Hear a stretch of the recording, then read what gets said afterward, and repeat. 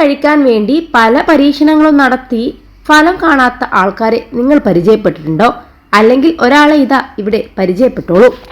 തിരക്കേറിയ മാർക്കറ്റ് ഏരിയയിലെ കടയുടെ മുന്നിൽ നിൽക്കുന്ന പ്രതിമയെ വിവാഹം കഴിച്ചിരിക്കുകയാണ് ഒരു യുവാവ്. വിവാഹത്തിന്റെ ദൃശ്യങ്ങൾ സോഷ്യൽ മീഡിയയിൽ അപ്പോഴേക്കും പ്രചരിച്ചു കഴിഞ്ഞു.